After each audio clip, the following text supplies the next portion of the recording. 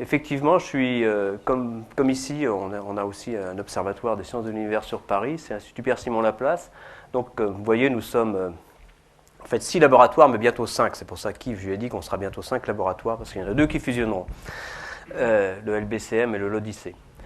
Mais dans ma vie scientifique, je suis surtout au laboratoire des sciences du climat et de l'environnement, qui est un laboratoire CEA-CNRS, voilà, qui est à Saclay.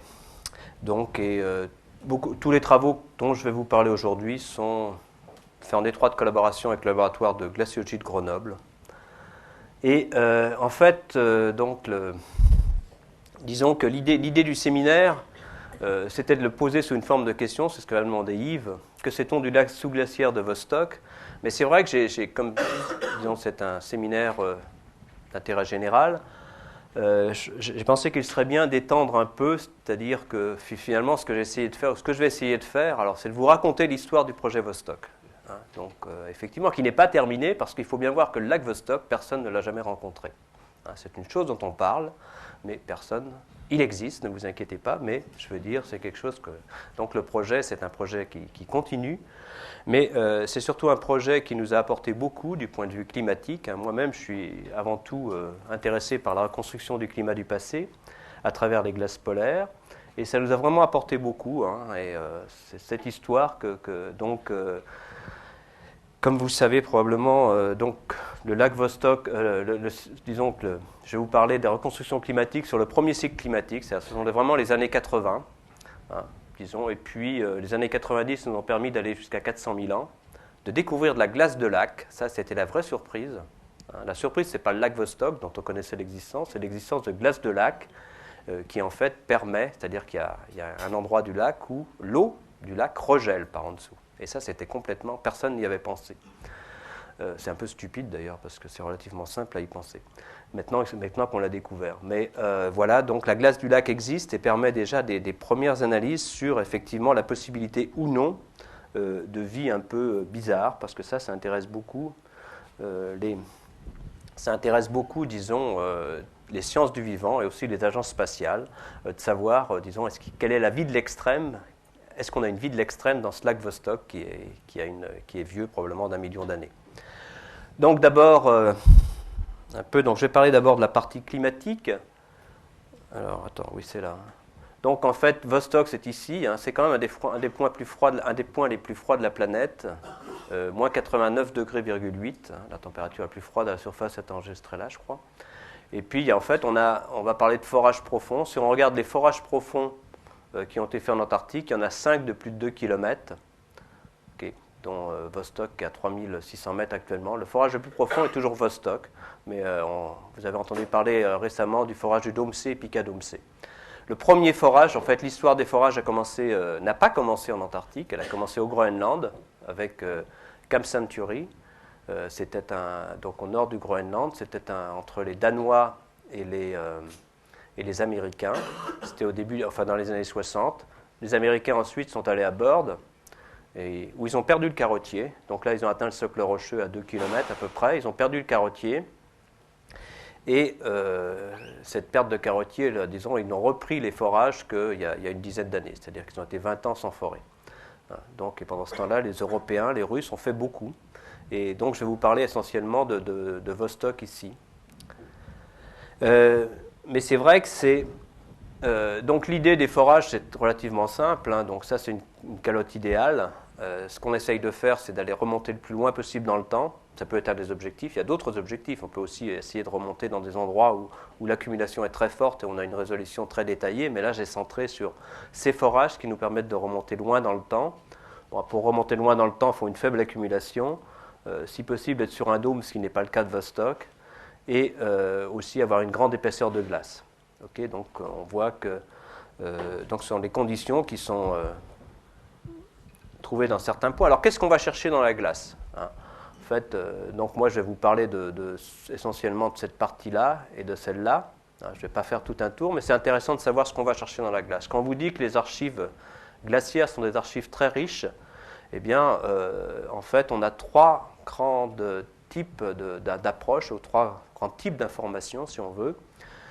Si on s'intéresse à la glace elle-même, sa composition isotopique en deutérium ou en oxygène 18 nous permet de reconstituer la température de l'atmosphère. Ça, je vous en dirai un peu. Donc ça, disons, on a là un paléothermomètre assez idéal en Antarctique. Mais en utilisant les deux isotopes de l'eau, on parle d'isotopes de l'eau, de deutérium pour l'hydrogène, d'oxygène 18 pour l'oxygène 16, si on utilise les deux isotopes, on peut aussi remonter à la température des sources océaniques. Donc ça, c'est intéressant également. Donc ça, c'est la composition isotopique de la glace. Composition des bulles d'air, eh bien, on remonte à toute la composition de l'atmosphère, aux gaz à effet de serre, on en parlera un peu, mais aussi on peut remonter aussi à des indicateurs de changement climatique. Par exemple, disons des isotopes comme l'azote 15, l'argon 40 nous permettent de remonter au climat, à des informations climatiques. L'oxygène 18 atmosphérique est lui intéressant parce que c'est donc l'oxygène 18 atmosphérique est un bon indicateur des changements. Enfin, c'est lié à la fois à l'oxygène 18 de l'océan, qui lui varie en fonction, disons, du niveau de la mer en gros, mais en fait de la présence ou de l'absence de grandes calottes sur le continent. Et puis, ça dépend aussi de la vie de la biosphère. Donc en fait, l'oxygène atmosphérique, c'est un indicateur très riche. Donc on trouve ça dans des glaces polaires, dans les bulles d'air. Puis il y a d'autres isotopes, comme le carbone 13, par exemple dans le CO2 ou dans le méthane, toute une suite. Donc ça, c'est toute la composition des bulles d'air. Et il y a un troisième volet qui est toute la chimie atmosphérique. Donc on a tous les aérosols terrestres, marins. Ça nous informe sur la circulation atmosphérique, sur les volcans, sur la chimie de l'atmosphère, sur toute la pollution humaine, mais aussi sur ce qui nous vient de l'extérieur, les isotopes cosmogéniques, par exemple le béridium 10. Il faut se rendre compte que c'est grâce là aussi aux glaces de l'Antarctique qu'on peut remonter dans des courbes d'activité solaire au-delà des mesures des 200 dernières années. Donc c'est très riche. En France, en fait, il y a 3 laboratoires qui travaillent dans ces domaines. 3 grands laboratoires. Donc le leadership, c'est le laboratoire de glaciologie de Grenoble, donc avec toutes ces mesures sur les gaz à effet de serre dont je vous parlerai, toute la chimie atmosphérique. Il y a aussi beaucoup derrière de modélisation des calottes, comment, disons, toute la glace se promène dans les calottes, c'est toute une science aussi, toute la modélisation aussi climatique. Disons que les isotopes cosmogéniques, c'est fait dans un laboratoire d'Orsay, c'est Grant Resbeck et Françoise Joux. Et puis nous, enfin, disons à Saclay, donc ce qu'on fait, enfin, on fait tout ça beaucoup ensemble, de toute façon. Donc, mais enfin, nous, on s'intéresse plus à des isotopes de la glace, la température de l'atmosphère, mais aussi à des isotopes tels que ceux de l'azote et ceux de l'argon. Donc, disons qu'en France, il y a vraiment une expertise très forte dans tous ces domaines, grâce à 3 laboratoires, mais surtout, et aussi, donc surtout, disons, on a c'est pas parce que j'en suis, Yves m'a rappelé, le président du conseil d'administration, l'Institut polaire, qui effectivement est d'un soutien très, très fort sur les aspects logistiques. Donc ça, c'est pour vous montrer quoi? C'est pour montrer où on en est. Alors, Vostok, c'est bien, mais on s'est arrêté à 400 000 ans. Et donc, Vostok a tenu le haut du pavé pendant 20 ans, 25 ans. Et puis, là, on voit qu'il va être, disons, un peu supplanté par ce nouveau forage d'Epica, Epica Domsé, qui nous permet de remonter à 800 000 ans. Donc c'est bien de raconter l'histoire de Vostok. Par contre, il n'y a pas de lac probablement. Il y a toute l'histoire du lac qui va permettre de continuer à travailler sur Vostok. Mais il faut bien voir que si on regarde les enregistrements climatiques, ça c'est, disons, pratiquement la température en Antarctique, eh bien l'enregistrement le plus long maintenant, c'est celui d'Epica Domsé. Ça c'est l'enregistrement du niveau de la mer à partir de l'océan, à partir des mesures océaniques. On voit bien ce changement de rythme du climat il y a 400 000 ans. Et c'est vrai qu'on s'est arrêté, ça c'est l'histoire que je vais vous raconter à Vostok à 400 000 ans, je vous dirai pourquoi. On n'avait pas ce stade 11 là, qui est très très important, parce que c'est un stade très long, très proche des conditions dans lesquelles on vit actuellement. Et puis il y a eu aussi récemment, donc Vostok a été longtemps tout seul, c'est-à-dire que pendant 20 ans ça a été le seul forage qui nous permette de reconstituer un cycle climatique complet à partir des glaces, que ce soit le Groenland, on n'y est pas encore arrivé, c'était le seul jusqu'en 2003 en fait. En fait, la publication de DOMEF c'est 2003, l'an dernier, oui. Donc on voit bien que sur leur partie commune, les 3 forages, donc là, Epica Domsé, je vous ai montré sur le plan, et puis Epica Domsé, Vostok, et puis DOMEF, eh bien, donne un signal très homogène à l'échelle de l'Antarctique. Il y a quand même 1500 km entre DOMEF, par exemple, et Vostok. Donc, évidemment, ce qui a rendu Vostok célèbre, c'est pas seulement l'enregistrement climatique, mais aussi le fait c'était la première fois qu'il y a eu cette mesure de gaz carbonique et ces variations communes entre gaz carbonique et climat en Antarctique. Donc voilà. Donc cette histoire, donc ça c'est la partie climatique, hein, c'est un peu les conclusions actuelles. Bon, c'est quand même dur parce que disons que la base, donc il faut voir, donc la base c'est ça, c'est une photo des années 80, hein, mais ça n'a pas beaucoup changé. Donc ce sont les tours de forage, hein, dont je vous parlerai. Les Russes se sont installés sur le site de Vostok donc, en 1958, en fait c'était un agent géophysique international. Et c'était beaucoup des... En fait, c'est l'Institut des mines qui s'est installé. Hein. Donc leur idée c'était de forer de la glace, mais plus pour développer des méthodes de forage au départ que pour reconstituer les variations du climat. C'était plus leur idée. Il y avait peu de recherches scientifiques faites sur les premiers carottages. D'ailleurs, les premiers carottages, ça a été toute une histoire. C'est très très difficile l'histoire des carottages. Ça illustre bien. Donc ça, ce sont en fait les trois derniers, le 3, le 4 et le 5. Donc en fait, les carottages ont commencé. Le premier a été en 1970. Donc celui-là, il faisait 500 mètres. Donc le carottier se bloque. Ensuite, en 1974, il y en a un qui a atteint 900 mètres. Et puis, 1980, le premier carottage qui a atteint 2 km. En fait, dans ce cas-là, là, vous voyez, ça, c'est quand le carottier se bloque. Mais ils étaient astucieux, ils sont astucieux, les Russes, parce que nous, c'est très récent que les Européens, dans notre carottier, ont fait ça. C'est-à-dire qu'ils savent décrocher, même si le carottier se bloque, ce qui n'est pas rare, eh bien, ils savent décrocher le carottier, le câble, et finalement faire une déviation. On met un outil dans le trou et après on renvoie un autre carottier. Donc il suffit de renouveler le carottier, mais on réutilise le même câble et on repart du même trou, hein, ce que les Européens on ne sait pas bien faire actuellement. Donc ensuite, il y a souvent des blocages et à la fin, là c'est carrément définitif et il faut repartir de la surface. Là, il y a eu donc on a atteint 2500 mètres, 2200 mètres, 2500 mètres et puis 3623 mètres en 98. Voilà. Donc ça, on s'est arrêté là parce qu'en 96 a été découvert ce lac Vostok. Juste, on s'est arrêté 120 mètres au-dessus du lac. En fait, ce qui fait la valeur, il y a deux choses qui ont été extrêmement intéressantes dans les années 80 et qui n'ont pas échappé à Claude Lorius. La première chose, c'était, on avait une chance, donc ces carottes que les soviétiques réussissaient à faire, hein, c'était comme en pleine guerre froide, eh bien, personne ne les analysait. Donc on commençait à voir, disons, à travers les carottes du Groenland, celle de Domsé aussi, où Claude Lorius avait fait un carottage couvrant 40 000 ans, un carottage de 900 mètres. On commençait à voir la richesse potentielle des informations sur ces glaces polaires. Mais en fait, on ne s'intéressait à ce moment-là largement qu'à la glace, hein, très peu à la chimie. Et les bulles d'air, disons que l'équipe de Dominique Reynaud, disons les premières mesures du gaz carbonique et du gaz carbonique dans les glaces polaires, ça date du début des années 80. Donc, en fait, en 82, Claude Lorius, qui était très ami avec Kotliakov, qui est toujours très ami d'ailleurs, avec Kotliakov, qui était responsable des expéditions polaires russes, disons des recherches en région polaire en URSS, lui dit on va aller chercher de la glace. Donc il propose que les Français participent à l'interprétation et ça tombe très bien parce qu'effectivement on est à cette fois à 2083 mètres. C'est la première fois qu'on découvre une période glaciaire complète, c'est-à-dire que les autres forages, aussi bien ceux du Groenland, de Byrd, de Domsé, on allait jusqu'au cours de la dernière période glaciaire, 40, le maximum 100 000 ans. Donc là, il y a deux points intéressants à la même période, c'est-à-dire que le premier, c'est qu'on a un cycle glaciaire interglaciaire complet. Le second, c'est que ce sont les tout débuts des mesures des mesures de gaz à effet de serre dans les glaces polaires. Voilà les petites bulles, ça c'est le carottier, puis voilà le stockage. Tout ça, c'est à Vostok.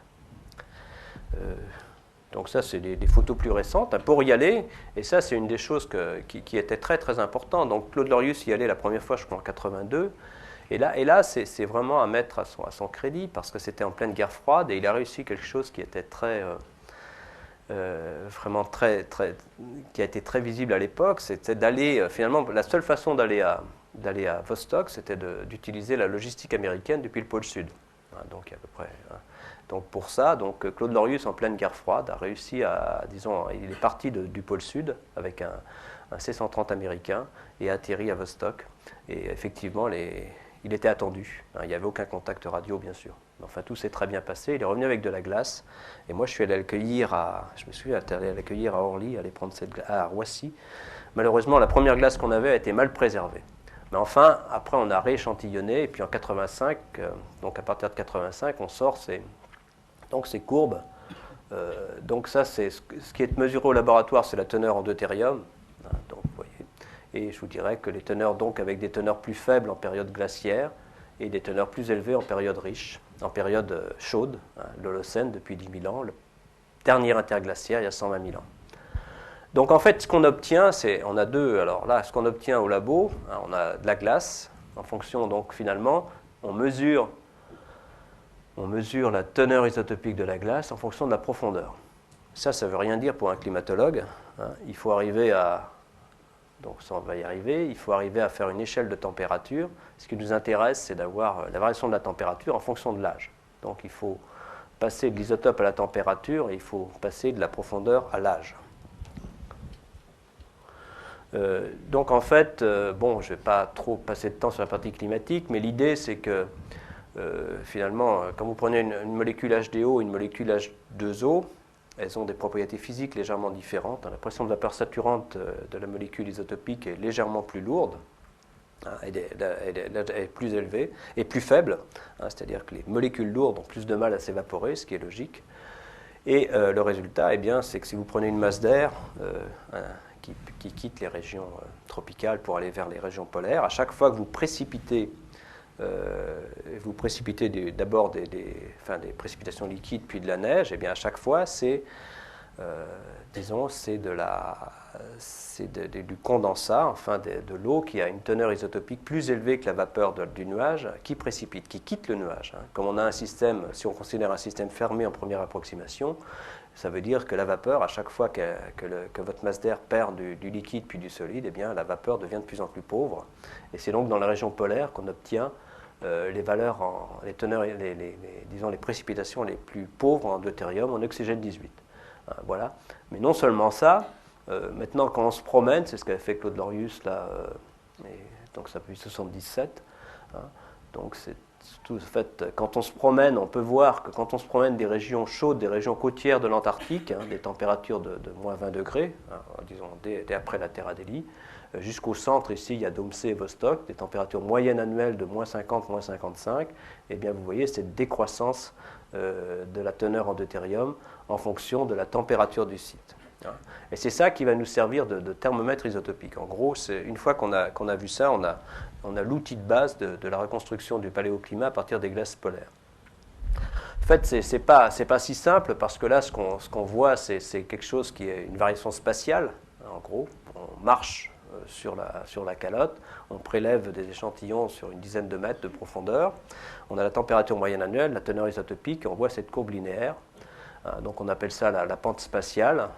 Le problème maintenant qu'on se pose quand on est par exemple à Vostok, c'est pas du tout le même, c'est finalement on a un enregistrement en fonction de la profondeur en un lieu donné, et la question c'est de savoir si effectivement on peut appliquer cette variation, cette pente temporelle pour interpréter ce qu'on voit en un site donné. Donc ce qui nous intéresse c'est une pente temporelle.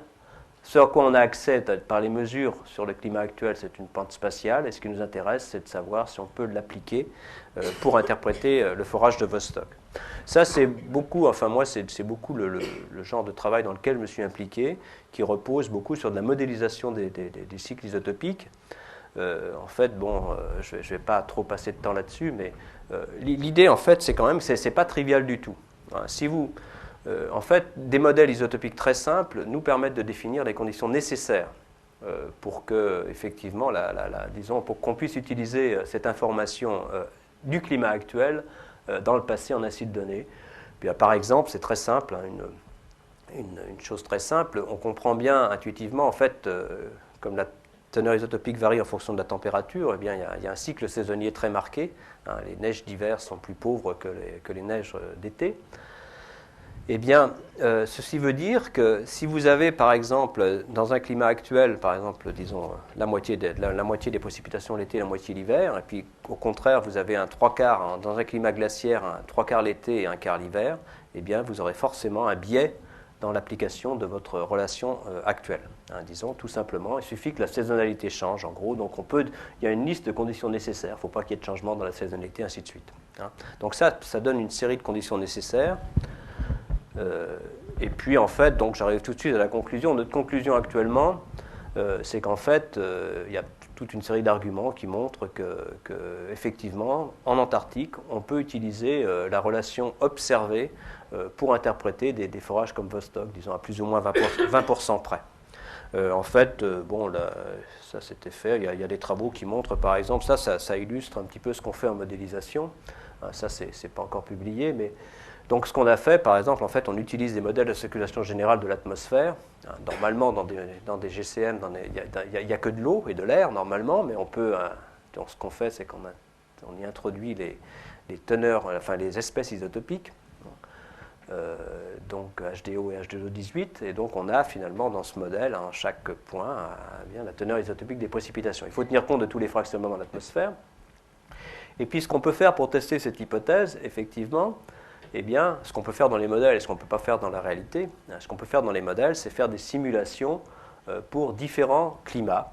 Donc là, il y a une suite de différents climats intermédiaires entre le climat actuel et le climat glaciaire.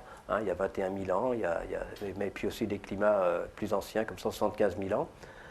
La première chose qu'on constate dans ces simulations, donc là, on a regardé, c'est avec Georg Hoffmann, donc il y a eu d'autres, mais ça, c'est les plus récents. Donc si on regarde d'abord la relation entre température et isotope en Antarctique, eh bien, on obtient une droite, donc une relation linéaire, finalement, dont la pente dépend très peu du climat, et qui est très proche, en fait, vous voyez, les pentes 0,74 de 0,75, qui est très proche de la pente observée. Donc ça, c'est déjà très bien pour le climat. Donc c'est très proche de la pente observée. Ensuite, la pente observée, c'est 0,75. Ensuite, le point le plus intéressant, c'est que, en fait, ce qu'il faut voir, c'est est-ce qu'en un site donné, eh bien, la teneur isotopique varie bien avec le climat de la même façon. Alors là, comme on a 7 climats, effectivement, on peut porter les différences d'isotopes par rapport aux différences de température, et ça s'aligne bien aussi sur cette droite, dont la pente est effectivement très proche de la pente observée actuelle. Donc ça, disons, ça nous conforte dans cet outil isotopique. La datation, c'est tout un art en soi, la datation des carottes, parce qu'on n'a rien pour dater sauf des modèles. Là aussi, des modèles glaciologiques, mais on doit tenir compte à la fois de l'écoulement de la glace et des variations de l'accumulation. Donc, on avait les premières méthodes, c'était largement avec des modèles directs, et puis c'est ce qu'on a fait là, c'était en 85.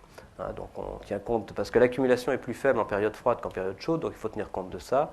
Maintenant, il y a eu largement au cours des dernières années, c'est plus des méthodes inverses qui ont été développées. Et c'est vrai que c'est bien de citer ça, puisque un de ceux qui a développé les méthodes inverses, c'est Frédéric Parena, qui a été donc ici pendant 2 ans, peut-être ici, donc était avec Frédéric Rémy. Et donc c'était son travail de thèse de développer des méthodes inverses, c'est-à-dire en fait on tient compte de toutes les informations. Alors, on a des informations chronologiques différentes pour remonter à l'âge de la glace. Donc tout ça, tous ces graphiques sont ceux obtenus dans les années 80, fin des années 80. Donc on en concluait par exemple que à la surface, en fait, donc ça nous permet de passer effectivement de ces courbes isotope profondeur à des notions de température d'âge. Donc on a une échelle d'âge, on a une échelle de température, ça c'est dans l'atmosphère, mais en fait à la surface c'est 9 degrés plus froid. On a toujours des problèmes de datation, c'est pas meilleur que 5000 ans près. Mais disons, on voit bien, donc ça nous permet vraiment de reconstituer à partir des glaces polaires le rythme des changements climatiques, cette fois sur... Mais évidemment, ce qui a rendu... il faut bien comprendre, enfin je pense que beaucoup d'entre vous ici êtes familiers avec les méthodes de paléoclimatologie. Il y a beaucoup de façons de reconstituer le climat du passé. Les températures, on peut le faire dans l'océan, on peut le faire sur les continents, on peut le faire, je vous l'ai montré, dans les glaces.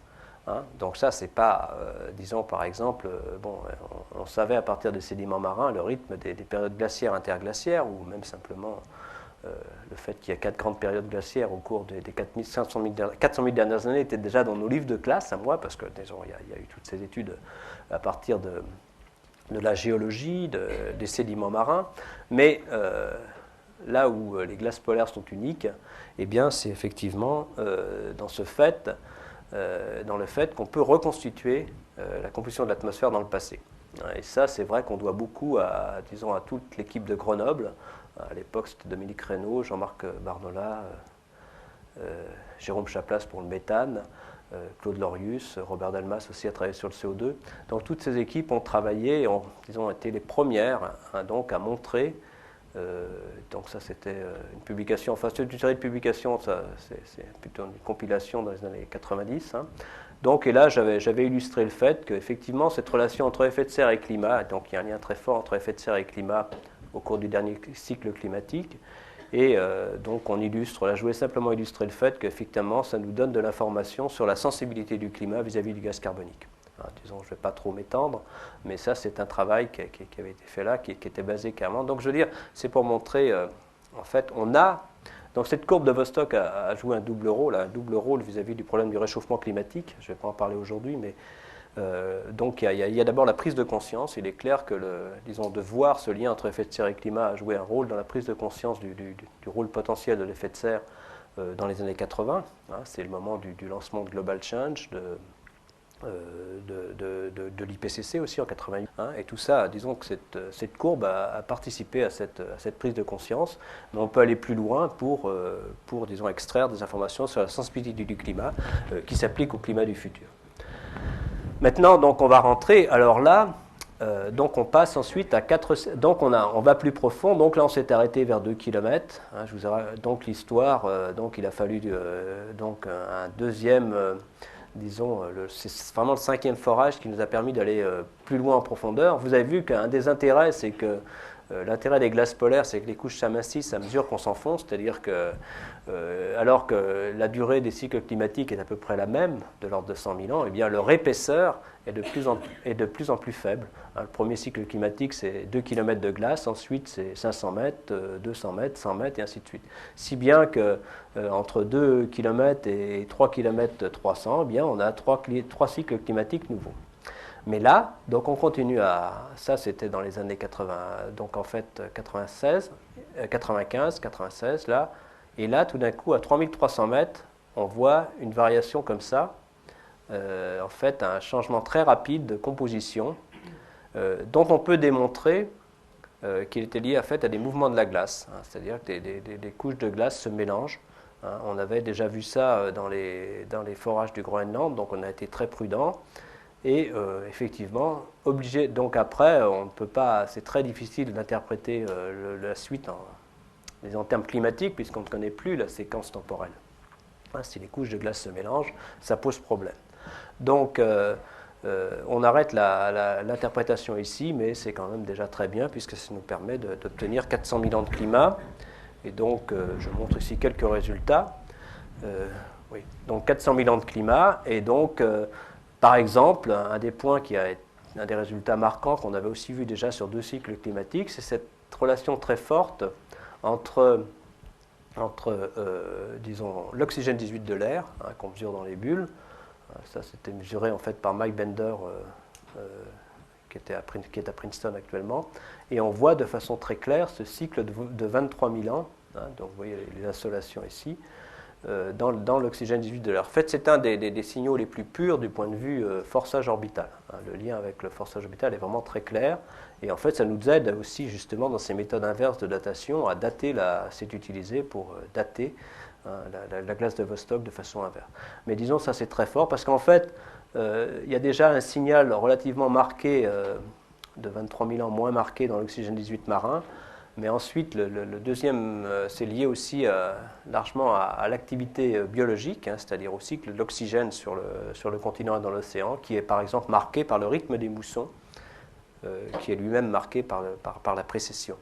Donc on a en fait ce double marquage, le fait qu'il y a disons, l'oxygène 18 de l'air hérite de l'oxygène 18 de l'océan, mais se superpose dessus, disons, un indice du rythme des moussons. Et c'est cet ensemble qui explique la présence très forte d'un cycle 23 000 ans dans cet enregistrement. Donc ça, c'est intéressant.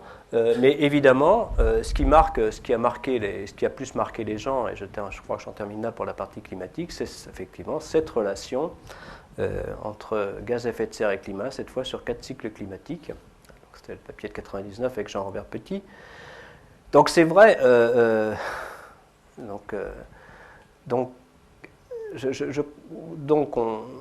crois que c'est important. Moi, donc de façon générale, j'ai été très marqué. En fait, j'ai été très marqué par Vostok vu de l'extérieur. Enfin bon, parce que par exemple en 91, on avait terminé je crois que c'était en 91. Mon fils était en première. Je raconte ça souvent, mais était en première et effectivement, on venait de terminer les mesures sur le premier cycle climatique. C'était déjà dans les livres de première 2 ans après. Donc disons, en fait, je montre ça à mon fils qui me dit bah, moi, c'est vrai que c'était un peu décevant. Je lui dis, tu sais, c'est ce sur quoi je travaille. Et là de même, en 99, en fait, ces courbes sont déjà, 2 ans après, étaient dans les bouquins de terminale. 2 ou 3 ans après, en 2002, enfin j'ai regardé l'année de la médaille d'or, j'ai regardé ça, j'ai été très surpris déjà de voir ça dans les bouquins de terminale. Donc normalement, disons, je crois qu'après tout, c'est quand les résultats quittent un peu la sphère scientifique qu'ils prennent leur véritable valeur. Mais voilà. Donc ça, c'est plus pour la partie climatique, et maintenant, donc je passe à...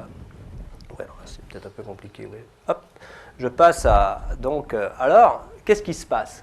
Là, on est en 99. Enfin, en fait, le forage on commence à avoir ces problèmes 95. La glace que je vous ai montrée là, a été obtenue, je crois, en 95. Et puis, confirmation en 96, par des mesures, CAPIXA, donc, de l'existence d'un lac. En fait, les lacs sous-glaciaires commençaient à être documentés. Donc voilà, il est là, c'est juste au niveau de Vostok. Pas un petit lac, un lac énorme, c'est-à-dire un lac énorme, 14 000 km², voilà, 250 mètres de long, 40 km de large, 400 mètres de profondeur. Donc là, il y a des spécialistes de ça ici plus que moi, mais vous voyez, parce que comment on découvre un lac glaciaire, sous-glaciaire? Eh bien, parce que dans les échos-radars, eh bien, en fait, c'est des échos très plats. Ils ont une structure très, très différente d'un socle rocheux. C'est très clair, on peut démontrer l'existence d'un lac depuis la surface et ses caractéristiques, son volume, voilà. Donc ça c'est en 96. Donc là effectivement, ce qui se passe, c'est que, donc voilà un petit peu, ça a été découvert, donc il y a toute cette série de radars, ça c'est un papier de Martin Siegert, mais enfin c'est pas très grave, donc, et qui montre ce lac ici. Et donc, il commence, et en fait, une des caractéristiques, c'est qu'il est très incliné. Ça, c'est intéressant. Donc, disons, le plafond du lac n'est pas horizontal. En fait, c'est une des caractéristiques intéressantes. En fait, comment ça se forme un lac? Eh bien, en fait, il y a une lutte entre les calories apportées par le flux géothermique d'en dessous et puis les frigories apportées par la glace qui va fondre. Et donc, ça dépend de l'accumulation, si l'accumulation est très faible, et puis aussi de l'épaisseur de glace, et puis aussi de la topographie du terrain. Il se fait qu'effectivement, à Vostok, il y a une cuvette très profonde. En fait, on est déjà à 3600 mètres, il faut bien voir. On a déjà un forage à 3600 mètres, et la surface, il est déjà 300 mètres en dessous du niveau de la mer. C'est-à-dire que le fond du lac est, lui, à 1 km en dessous du niveau de la mer. Donc, les conditions sont réunies, en fait, pour qu'il y ait fusion là et qu'il y ait un lac s'il y a une cuvette. Par contre, d'autres endroits, on peut arriver à des températures au fond à moins 10 degrés et donc pas de fusion. Et en fait, la vraie surprise, alors, donc effectivement, là on était là, on s'arrête là d'abord, le forage. Quand on a publié à 400 000 ans, on s'est arrêté là. Et on a bien fait, on voit qu'on a bien fait parce que, effectivement, entre 3000, on a arrêté l'interprétation à 3300 mètres, 420 000 ans. Et puis après, parce qu'on avait dit ça nous semble louche, et on avait des indications, parce qu'à partir des gaz, on sait qu'il y a un mélange de couches de glace. Et effectivement, on voit bien après que ce mélange, eh bien, il s'accélère. Donc, il y a, ça c'est toujours le profil endothérium cette fois, donc vous voyez, là on a 2800 mètres, 3400 mètres. Et donc, à ce moment-là, il y a il y a la découverte du lac en même temps, en fait, la confirmation, les caractéristiques, et donc on décide d'arrêter le forage 120 mètres au-dessus du lac. Okay.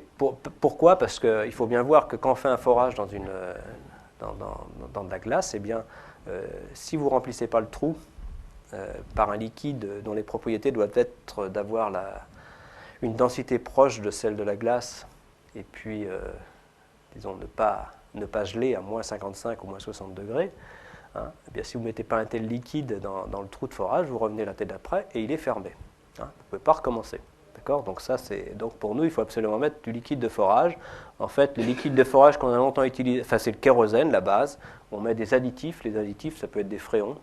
On n'était pas très... alors maintenant, on a fait comme tout le monde, c'est des fréons de remplacement, ce qui remplace les fréons très dangereux pour la couche d'ozone. Ceci étant, c'est vrai qu'on a longtemps transporté beaucoup de fréons, enfin peu quand même par rapport à ce qui arrive par l'atmosphère au centre de l'Antarctique. Donc là, pas de surprise jusqu'à 539 mètres, hein, là. Et puis tout d'un coup, là, alors là, toutes les propriétés changent complètement. Donc là, on s'est arrêté à 3623 mètres, 120 mètres au-dessus du lac, volontairement. Hein, on ramène la glace, et là, ce que personne n'avait prévu, c'est que toutes les propriétés changent, hein, ici. D'accord? Toutes les propriétés, par exemple la teneur en deutérium, tout d'un coup, c'est en rouge, hein, vous suivez la courbe rouge, tout d'un coup il y a ça, mais il y a surtout un saut de 10 pour 1000, enfin disons important, quoi, très net. Hein, et là, c'est le détail de la transition, ça se passe en moins d'un mètre, et après c'est quasiment constant. D'accord? Donc, et puis toutes les propriétés changent, donc je vais vous montrer, la teneur en gaz, il n'y a plus de gaz, il y a des gros cristaux. Hein. Et donc voilà, ça vous permet de voir plus, par exemple la teneur en deutérium, ça change, donc on est à 3639 mètres, en 1 mètre ça change complètement, la conductivité électrique s'affaisse complètement, le nombre d'inclusions, la taille des cristaux augmente très très rapidement, et puis le volume, enfin il n'y a pratiquement il n'y a plus d'air dans la glace. Et ça, disons à partir des propriétés simplement physiques, ça nous dit qu'on a quelque chose qui est la glace de lac. Alors là, donc, c'est vrai que... donc voilà, donc, je crois que la personne qui est vraiment le porteur de ce projet à partir de ce moment-là, en fait, à partir de Vostok, je dirais, à partir du début des années 90, c'est vraiment Jean-Robert Petit, hein, parce que lui, il allait chaque année sur le terrain, il faut bien dire, et c'est lui qui a beaucoup soutenu les Russes, et disons, à un moment, tout le monde pensait abandonner, hein, par exemple, bon, c'est vrai qu'il fallait que du point de vue collaboration, c'est assez exemplaire, puisqu'on a commencé à collaborer, nous, en 82-83 avec les soviétiques. Et on a eu pendant 7-8 ans le soutien logistique des Américains, hein, pour aller à Vostok. Enfin, moi, j'y suis jamais allé. Mais donc, disons que les gens qui y allaient, en particulier Jean-Robert, hein, qui allait beaucoup, et il y a eu le soutien logistique des Américains. Et puis, au bout d'un moment, au bout de 7-8 ans, quand les Américains nous ont vu publier tout cela, les scientifiques américains ont dit, nous, on veut bien faire partie aussi du projet. Donc, il y a eu effectivement Mike Bender qui s'est joint en 89. Et depuis, c'est une collaboration entre 3 pays, France, États-Unis et Russie. Hein, donc, mais on a eu 7-8 ans, on collaborait seul avec... en fait, avec ce qui était toujours l'Union soviétique. Donc là, on arrive. Donc Jean-Robert Petit, à partir des années 90, vraiment, je crois que c'est grâce à son travail sur le terrain, d'y aller chaque année, et aussi avec des améliorations sur le carottier, qui fait qu'on en est arrivé là. Et là, Jean-Robert, qui est donc grenoblois, montre de la glace de glacier, et tout d'un coup, celle qui est en dessous. Vous voyez, elle est complètement différente. Donc là, c'est les larges cristaux. Et ces propriétés physiques différentes nous disent effectivement qu'il y a quelque chose qui s'est passé, nous indiquent que c'est probablement de la glace de lac, mais en fait la preuve la plus tangible, la plus propre, hein, disons, eh bien, on va l'obtenir à partir des isotopes de l'eau. Hein, donc c'est ce qu'on publie dans cet article-là. En particulier à partir de l'excès en deutérium. Cette fois, on va utiliser les 2 isotopes, je vais vous expliquer pourquoi. Donc le deutérium qui est l'isotope de l'hydrogène et l'oxygène 18 qui est l'isotope de l'oxygène 16. C'est un D, ça, non pas un delta. Donc ce paramètre, en fait, on mesure tout le long, en fait, on mesure les 2 isotopes. Et quand vous voyez ce paramètre, c'est le paramètre noir, eh bien vous voyez des changements d'une valeur de 14 en fait à une valeur de 7. Donc voilà, et ça, je vais essayer de vous expliquer pourquoi on a ça. Enfin, de vous donner une première explication, puis une seconde, parce que en fait, ça a un peu évolué. Le point de départ de ça, en fait, c'est assez, là aussi, quand on regarde l'évolution, moi, c'est une des choses qui m'a fait beaucoup plaisir, parce qu'on avait en 82, avec Roland Souchez, en fait, qui est de Bruxelles, on avait regardé, il était venu me voir, il était glaciologue, il était venu me voir en disant avec des échantillons de glace, en fait, sous les glaciers alpins. Hein, d'accord, vous pouvez aller sous des glaciers alpins et puis prendre de la glace qui est visiblement de la glace de regel. Il prend cette glace de regel, hein, donc il y a des circulations d'eau, puis il y a la glace qui regèle. Il prend cette glace de regel et on l'analyse en deutérium oxygène 18 et on voit des choses complètement différentes de la glace au-dessus. Hein, là, on pouvait mesurer l'eau, on pouvait mesurer, donc on avait tout pour mesurer. Et donc, effectivement, on a à ce moment-là fait des expériences, et puis en fait, la théorie est relativement simple. Hein. En fait, on peut montrer de façon très simple, mais en fait, là aussi, personne n'y avait pensé avant, qu'en fait, il y a un fractionnement qui se passe au moment du regel de l'eau. Enfin, pas au moment du gel. De l'eau est homogène, et puis au moment du regel. En fait, généralement, quand il y a de l'eau qui fond, ça s'homogénéise, hein, même si dans la glace, au départ, ce n'est pas homogène. Ça dépend de la taille du réservoir, de la vitesse de diffusion et de la vitesse, mais en fait, donc, ça nous donne des informations. Et on voit, par contre, si vous partez d'un échantillon d'eau là et que vous le gelez, donc, ça, c'est la courbe sur laquelle vous trouvez toutes les précipitations de la planète. Hein, donc, la pente est de 8.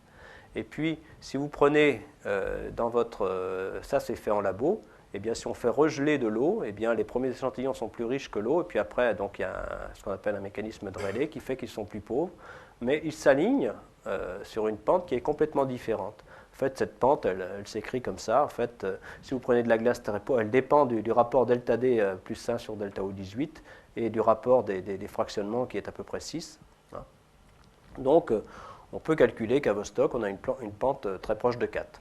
Okay. Donc ça, on a fait toute une série de papiers là-dessus entre les années 80 et les années 95, mais à chaque fois, il faut bien voir ce qu'on avait à notre disposition, hein, sous des glaciers, ça s'est fait par exemple sous des glaciers de l'Alaska et tout ça, mais c'était des petites zones de regel qui étaient de quelques dizaines de centimètres, et tout d'un coup, là, eh bien, on a une zone de regel qui fait, donc en fait, on a 80 mètres de glace, hein, et on a une zone de regel, clairement, on voit cette pente ici, donc là c'est élargi, on voit cette pente ici très proche de 4, hein, qui nous dit qu'il y a regel. En fait, c'est un peu plus compliqué, mais c'est comme ça qu'on a interprété au départ. Hein, donc il suffit de regarder, disons, ça éclate, disons, on voit vraiment très bien cela lorsque l'on voit cette position des échantillons de Vostok par rapport à celle qu'on attend. Donc, alors, qu'est-ce qui se passe en fait? Donc, en fait, pourquoi personne n'avait prévu ça? Alors qu'on savait ce qui se passe, pourquoi il y a des endroits où ça regèle et d'autres où ça fond, hein, dans un lac tel que ça, c'est parce que le plafond n'est pas horizontal. C'est une des premières raisons. Le fait que le plafond du lac, il y a 500 mètres d'écart entre les deux parties du lac. Hein, donc, le fait, comme il y a une dépendance de la température de fusion de l'eau, de la pression, hein, c'est de l'ordre de 7 millièmes de degré par bar, eh bien, ça fait que là, vous allez avoir des températures de fusion de moins 2,8 et la moins 2,5. En fait, la température du lac, elle va se mettre à peu près au milieu, disons la température moyenne de l'interface. Hein, quand c'est un lac bien mélangé, ça c'est un schéma, ne vous inquiétez pas, c'est plus compliqué que ça, les gens vous diront, c'est sûr. Hein, mais l'idée, c'est que là, il va y avoir regel et puis fusion, fusion dans d'autres endroits, hein, quand c'est plus chaud et plus froid. Donc on comprend que le fait qu'il y ait en fait cette dépendance de la température de fusion de la glace par rapport à la pression fait que dans des lacs comme ça, non horizontaux, enfin, le plafond n'est pas horizontal, il y a une zone d'accrétion, une zone de fusion de la glace et une zone d'accrétion. En fait, on a eu de la chance puisqu'on serait rendu compte de rien si on avait fait le forage à cet endroit-là, c'est clair. On n'aurait absolument pas pensé à ça, je peux vous dire. Donc c'est parce qu'on a fait le forage à l'endroit où il y a accrétion de la glace qu'on a effectivement compris le phénomène. Je suis à peu près sûr que si on avait là où on ne voit rien, a priori, hein, puisque la glace a disparu, je ne suis pas sûr qu'on aurait compris ces choses-là. Donc voilà un petit peu une vue horizontale. Hein, donc ça c'est une vue un peu aussi d'artiste. Hein, voilà le forage. En fait, on a déjà foré 80 mètres dans la glace de lac. Hein, voilà le lac, là une zone de regel, et puis il nous reste en fait 120 mètres de glace à forer. Ou à ne pas forer, parce que pour le moment, personne n'est encore allé dans le lac, parce qu'un des problèmes, on en parlera peut-être dans les questions, c'est d'y aller sans contaminer. Hein, parce que le problème, c'est qu'il y a ce liquide de forage, et si on perce, évidemment, on perd toute la qualité du lac, c'est le moins qu'on puisse dire. En fait, il est clair que la première explication qu'on avait donnée avait un fondement intéressant, mais donc je crois qu'il faut, en fait, on a raffiné depuis l'interprétation, également avec Jean-Robert Petit et Roland Souchez. On a réécrit une série d'articles depuis parce que, bon, il faut bien voir que c'est un peu plus compliqué que simplement ce qui se passe à l'interface, hein, parce que le lac, il se renouvelle relativement rapidement, c'est-à-dire c'est plutôt de l'ordre de 15 000 ans. Et donc, en fait, comme il se renouvelle relativement rapidement, eh bien, une des conditions quand on fait le bilan sur l'ensemble du lac, eh bien, c'est qu'en gros, ce qui sort ce qui sort et ce qui rentre du lac, hein, parce qu'en fait, la glace est emmenée, hein, ça se déplace, la glace qui se forme est emmenée, et puis qui se reforme derrière, mais on atteint un régime d'équilibre, hein, qui fait que, eh bien, il faut tenir compte du bilan de l'ensemble du lac pour bien comprendre les processus qui se passent à l'interface. Ce qu'on n'avait pas fait dans cette première interprétation, c'est très clair. Et en fait, on tombe sur un problème parce que, bon, là, il y a 3 chiffres intéressants. Il y a l'excédent deutérium à Vostok, il est de 14 pour 1000. Donc, ça, c'est a priori la zone dans laquelle la glace fond. Hein, et puis ça, c'est ce qu'on a. Donc là, on a un problème parce qu'a priori, on a des mesures en surface actuellement. On devrait avoir cet excès en deutérium, on devrait, dans la zone de fonte du lac, hein, dont on connaît un petit peu, avoir quelque chose proche de 7 pour 1000. Alors, une des idées actuellement, c'est qu'en fait, les eaux du lac circulent et échangent avec, disons, avec la croûte terrestre. Ça, c'est des mécanismes bien connus dans les régions géothermales, j'y viendrai, en particulier d'Harmon Craig. Hein, et donc, il pourrait y avoir en fait un déplacement de l'oxygène 18 de l'eau du lac à travers les échanges avec, avec les minéraux. Donc il y a quelque chose qu'on ne comprend pas bien. Donc là, on rentre l'hypothèse parce qu'on est loin d'aller, évidemment. Mais là, on a un problème qui est que on devrait avoir, si ce modèle simpliste, donc en fait, il nous manque 0,5 pour 1000 qu'on va chercher par des échanges. Enfin, c'est l'idée actuellement qu'on va chercher des échanges dans les... Donc ça c'est simplement... Donc là, on a 14 pour 1000. Ça, c'est l'excédent deutérium. Ça, donc, c'est quelque chose de conservatif, c'est-à-dire c'est la mesure des 2 isotopes, comme je vous ai montré. Là, on a 11 pour 1000. Là, on a 8 pour 1000, mais la glace ne vient pas de là. Donc, on a ce déficit. Dans la zone de fonte, c'est plutôt 11 pour 1000. Voilà. Donc là, on a un problème, et encore des questions, c'est sûr. Donc ça illustre en fait donc c'est très bien connu, hein, cet échange dans les systèmes géothermaux. Ça, c'est les travaux de Craig en 66, hein, des travaux très anciens qui montrent que si vous faites circuler de l'eau dans ces minéraux géothermaux, il y a de l'échange et ça fait aller de l'oxygène 18 dans le bon sens pour ce qui concerne notre explication. Hein. Mais disons, il y a aussi des choses intéressantes, par exemple, attendez, je pense que je dois avoir autre chose à amener là. Ouais. J'aime pas. Bon, donc là, il y a aussi des choses intéressantes. Donc, il y a eu des mesures, ça c'est fait par Philippe Jean-Baptiste en particulier, donc aussi au LSCE. Hein, donc, c'est une mesure des isotopes de l'hélium. Là, je vais faire simple pour ne pas trop prendre de temps, mais en fait, les isotopes de l'hélium nous disent qu'il n'y a pas de contribution, qu'il y a probablement une origine des circulations d'eau effectivement dans la croûte, mais absolument pas dans le manteau. Hein, donc c'est quand même pas vraiment... Enfin, il y a un système géothermal plus que hydrothermal. Donc l'hydrothermalisme sous-marin. Donc disons que là, les isotopes il y a aussi dans les isotopes de l'hélium, il y a un changement très très rapide au moment de la transition de glace de glacier à glace de lac, qui est aussi très intéressante. Mais je vais pas... Donc la partie la plus peut-être... Alors non, jusque-là, ce sont des parties où généralement je suis impliqué. Là, je vais rentrer dans des choses... que je vous raconte, mais dans lesquels je ne suis pas directement impliqué, mais dont je ne peux pas ne pas parler autour du lac Vostok, parce que l'intérêt du lac Vostok, vous l'avez bien compris, c'est pas tellement pour le climat, c'est-à-dire qu'il n'y a aucun intérêt pour le climatologue, hein, parce que bon, tout est mélangé. Déjà à Vostok, on a tout perdu disons qu'on a perdu le signal climatique 400 mètres au-dessus du lac, hein, on le sait bien.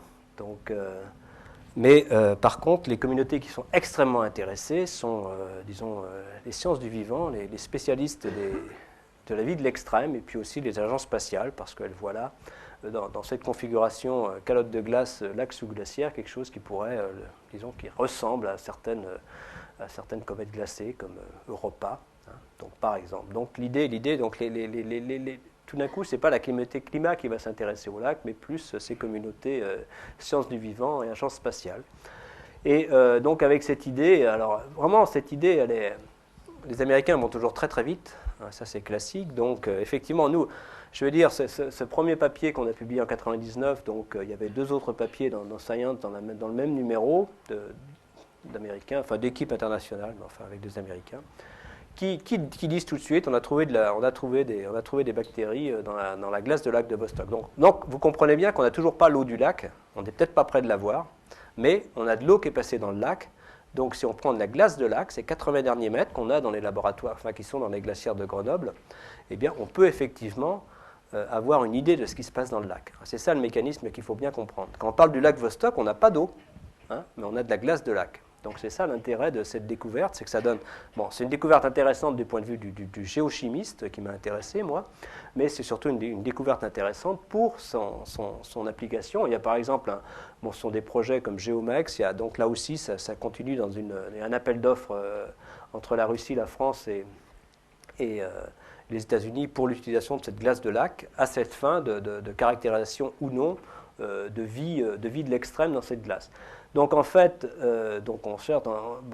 En fait, et ce qui est intéressant, c'est que les techniques, là je ne suis pas spécialiste, mais c'est clairement que les techniques de caractérisation ont énormément progressé en biologie moléculaire au cours des 10 dernières années. Là aussi, ça a été un peu de pair.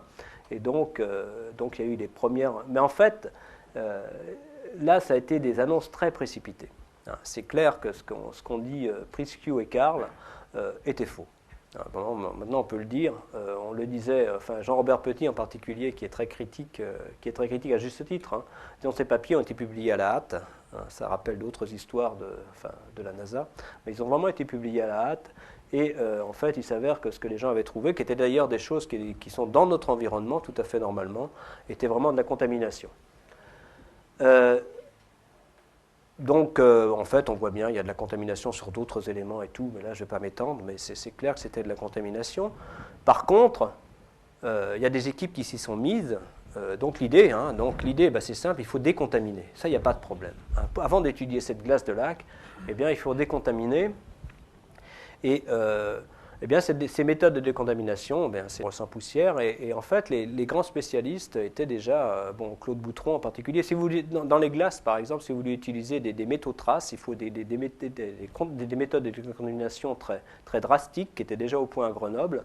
Et finalement, ces mêmes méthodes ont été appliquées, un peu similaires, au moins été développées. Enfin, à partir de ces méthodes, on a développé des méthodes qui permettent finalement de décontaminer vis-à-vis de ce problème biologique. Très clairement. Et ça, donc, en particulier, c'est Sergueï Bulat, qui est un Russe, qui a beaucoup fait ça à Grenoble. En fait, là, c'est surtout une collaboration entre Sergueï Bulat, je vous montrerai, je pense, il y a la liste des noms des gens impliqués depuis, mais enfin, c'est simplement pour illustrer qu'il faut. Donc, et là, il y a un article alors, je crois qu'il est sous presse. Alors, je ne sais pas, j'ai toujours pas, mais enfin. Donc, c'est Sergueï Bulat, donc les gens qui sont impliqués. Donc, en fait, le moteur en France, je ne sais pas, c'était Michel Blot, qui malheureusement est décédé l'an dernier accidentellement. Et puis, donc, Jean-Robert Petit, donc il y a des Grenoblois et des gens de Saint-Pétersbourg. Donc, voilà, ça, c'est ce qui sort actuellement. Et le résultat est, d'une certaine façon, assez décevant, puisque, donc. Voilà. Donc, il y a un très l'idée, si on croit ce premier papier qui est vraiment très sérieux du point de vue de la décontamination, il y aura un très faible contenu biologique dans le lac. Donc, en fait, c'est un lac sans vie. Par contre, donc, en fait, même dans ces échantillons décontaminés, on trouve toujours des bactéries qui viennent de notre environnement. Mais par contre, ils ont trouvé trois taxons autochtones. Là aussi, ils appellent ça des taxons. Donc, alors là, dont, effectivement, une bactérie thermophile. Ça, je crois qu'on a parlé dans la grande presse au cours des dernières semaines. En gros, vous trouvez dans cette glace de lac de Vostok des bactéries qui ne vivent que des températures de 40-50 degrés. En fait, l'idée, effectivement, c'est que vous avez ce lac, mais derrière, dessous, il y a une activité géothermale importante, qui aussi, c'est tout à fait en accord avec, c'est tout à fait en accord avec ce qu'on voit à partir de l'oxygène 18 de l'eau, dont la teneur est probablement déplacée par rapport à l'eau, au glacier, et puis aussi par rapport à l'hélium 3, l'hélium 4, c'est-à-dire qu'il y a des circulations géothermales, disons dans la croûte, ça n'est pas forcément très profond, mais bien, disons, l'eau qui va circuler, emmène ces bactéries thermophiles avec elles et les remonte. Et dans ce cas-là, elles sont allées dans la partie qui gèle. Il y a aussi deux, donc ça c'est le nom, je n'en dirai pas plus. Et puis il y a aussi deux qui pour le moment ne sont pas identifiés. Il y a 3 taxons, donc, dont un a été identifié comme cétactérie et 2 qui ne le sont pas. Ça, c'est l'état de... En fait, il y a tous les éléments pour conforter cette théorie du point de vue, disons, plus géochimique, géologique. Mais je ne vais pas être trop long. Donc, c'est un peu décevant. Alors, qu'est-ce qu'on peut faire? On peut peut-être se tourner vers un autre site. Non, ça, c'est un peu... Donc, effectivement, on a terminé North Grip. Donc, ça, je change complètement, mais c'est mon dernier transparent pour dire... Et là, ça a été aussi une surprise, un peu du même type. Et il y a aussi beaucoup d'excitation à North Grip. Alors, North Grip, on n'avait pas prévu, c'est un forage de 3 km qui nous donne un climat sur 120 000 ans. On n'avait pas du tout prévu qu'il y aurait, alors là, moi je ne fais pas ce genre de calcul, c'est pas moi, mais disons dans notre groupe de North Grip, il y a des bons spécialistes de modélisation des calottes et des flux thermiques, en particulier d'Ortedal Jensen.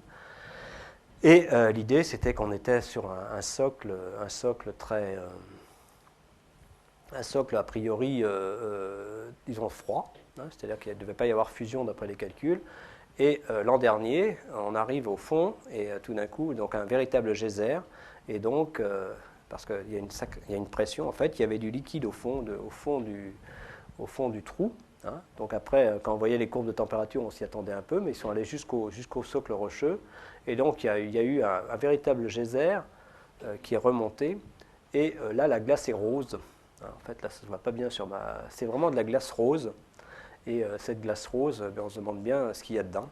Et là, je vais à Copenhague après-demain. Et donc là, les études, enfin moi, je ne suis pas directement impliqué dans l'étude biologique, mais là aussi, sur cette glace qui est en fait du liquide, enfin de l'eau de fusion à la base du glacier du Groenland, eh bien, les gens voudraient savoir ce qu'il y a dedans. Et personne, c'est encore pour le moment. Donc, on va commencer à distribuer la glace à partir des prochaines semaines. En fait, là, l'explication, c'est que le flux géothermique est très différent et beaucoup plus important localement que ce à quoi on s'attendait sous le Groenland. Et en fait, ce n'est pas un lac, c'est une rivière, parce que cette année, donc ça c'était l'an dernier, l'été dernier, cette année, les gens y retournent, vont forer cette glace, parce que cette glace était remontée dans le trou, donc ils l'ont extraite, ça c'était l'été dernier, et puis ils se sont dit on va faire une déviation pour essayer d'avoir donc un peu comme les Russes, là c'est la première fois qu'on le fait dans cette communauté européenne. La déviation a réussi.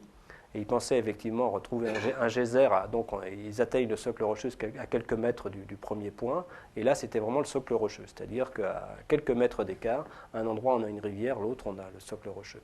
Donc tout ça, ça ouvre aussi une nouvelle perspective du côté du Groenland. Mais en fait, l'exploration des lacs, j'en termine là, l'exploration des lacs sous-glaciaires, le problème actuellement c'est que personne ne sait vraiment comment faire.